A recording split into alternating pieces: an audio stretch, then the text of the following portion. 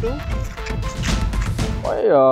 পাভৈ অঞ্চল সকলোৱে জানিম পাভৈ অঞ্চলৰ পৰা প্ৰায় 100 মিটাৰে গৈ পেলাই আমি এইখন জেগা পাওঁ কাৰ্বি ব্লক বুলি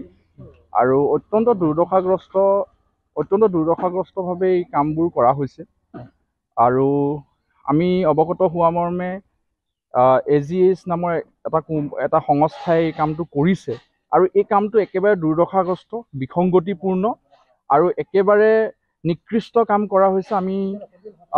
যিহেতুকে প্ৰত্যক্ষ মৰ্মে আমি দেখিবলৈ পাইছোঁ আৰু আমি বাৰম্বাৰ বিভাগীয় কৰ্তৃপক্ষক আমি অৱগত কৰিছিলোঁ যে এই কামটো বেয়া চলি আছে কিন্তু বিভাগীয় কৰ্তৃপক্ষও এই কামটোৰ প্ৰতি ইমান যি ধৰণৰ তেওঁলোকৰ চেষ্টা হ'ব লাগিছিল ভাল কৰাৰ ক্ষেত্ৰত সেই ধৰণৰ চেষ্টা তেওঁলোকৰ দেখিবলৈ পোৱা নগ'ল আৰু লগতে আমাৰ জিলা উপায়ুক্ত মহোদয় এই কামবোৰত কেনেধৰণে আগবঢ়াই লৈ যোৱাৰ ক্ষেত্ৰত বা এই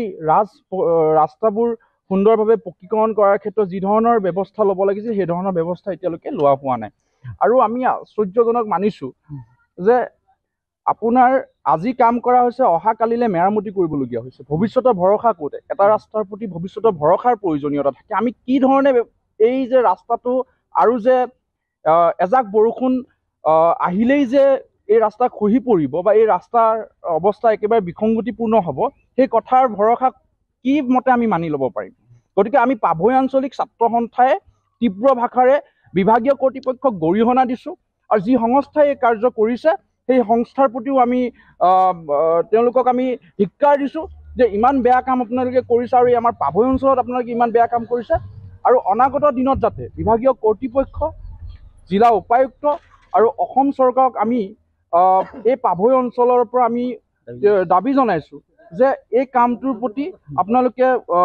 সুস্থ চকু ৰাখক আৰু এই কামটো সুন্দৰভাৱে আমাৰ এই কাৰ্বি ব্লক আৰু এই পাভৈ অঞ্চলৰ ৰাইজক উলিয়াই দিবৰ বাবে আপোনালোকে বদ্ধপৰিকৰ হওক হয় এইটো আমাৰ পাভৈ টু কাৰ্বি ব্লক পাভৈ কাৰ্বি ব্লকত চাওক এই ৰাস্তা যে বনাইছে সঁচাকৈ এনেকৈ যে বনাইছে যাতে আমাক মানে কি একেবাৰে মানে ইয়াৰ মানুহখিনি একেবাৰে একো নাই বুলি ভাবিছে গতিকে এইটো আমি দেখিছোঁ আজি এওঁলোকক আমি যিখিনি মহৰী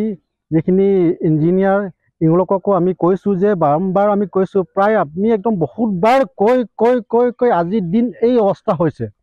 ইমান কৈ কিন্তু আমাৰ কথা একদম ইহঁতে একদম অলপ হ'লে সিহঁতে গুৰুত্ব লোৱা নাই গতিকে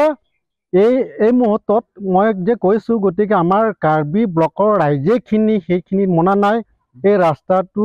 বনোৱা ভাল নোহোৱাৰ কাৰণে গতিকে গোটেই কাৰ্বি ব্লকৰ ৰাইজেখিনি ওলাই আহিছে যাতে এই ৰাস্তাখিনি ভাল হ'ব লাগিব আমি অসম চৰকাৰকো যাতে আমি আহ্বান জনাইছোঁ বা আমাৰ বিশ্বনাথ উপায়ুক্ত মহোদয় তেওঁলোককো আমি অতি সোনকালে যাতে এই ৰাস্তাখিনি যাতে ভালকৈ হ'ব লাগে সেইটো তদন্ত কৰিবলৈ আহিবই লাগিব ইয়ালৈ।